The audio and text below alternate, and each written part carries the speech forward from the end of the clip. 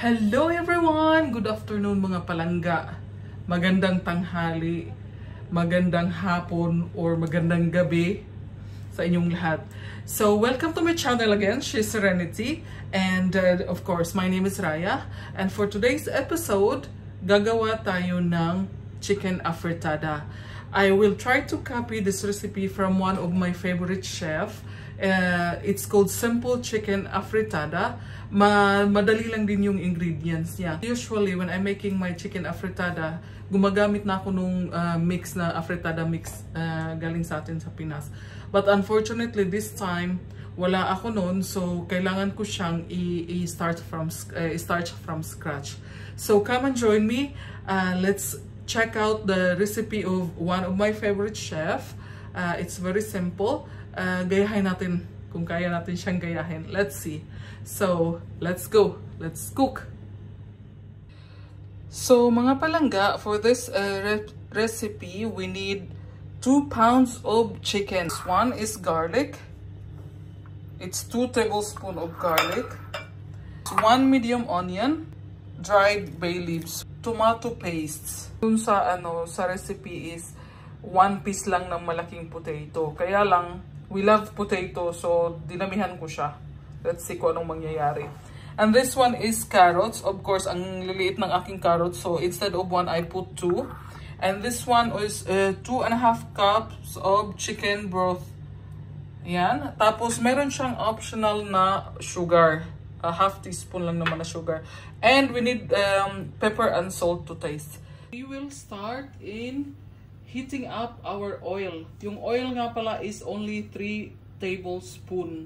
Ayan mga palangga, mainit na yung ating oil. Ilagay na natin yung garlic.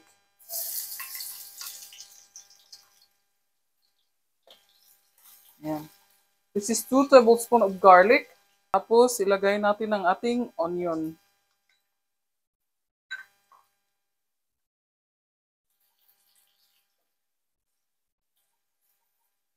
Lutuin lang natin ng konti yung ating onion.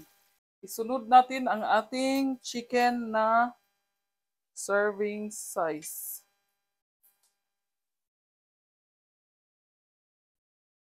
Ayon sa instructions, lutuin lang daw natin yung chicken until you have to saute it. Tapos, until mag-light brown siya. Nag-light brown na yung ating chicken. So, ang sunod daw na ilalagay natin ay ang ating chicken broth. This is 2 cups. Lagay natin.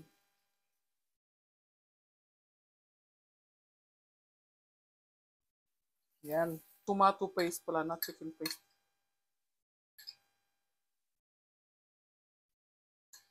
Ayan. Lagay ko na ang ating tomato paste.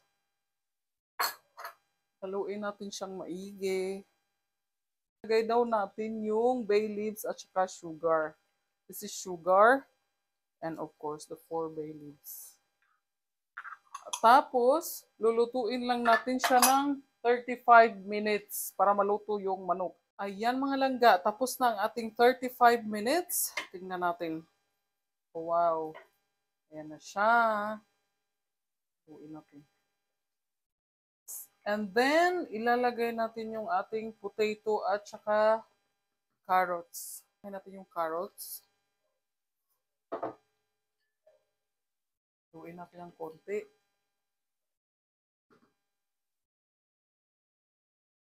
Ngayon, ilalagay natin ang ating potato. Ayan. O, diba? Ang ganda niya. Ang ganda ng kulay niya. Tapos sabi, lulutuin daw ito ng another 10 minutes.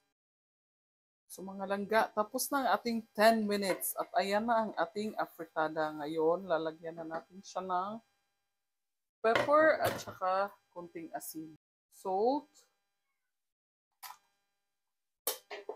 And pepper. So mga palangga, eto na yung ating simple chicken afritada recipe na ginaya ko sa isang chef. I hope you like our recipe for today and enjoy. Thank you for watching.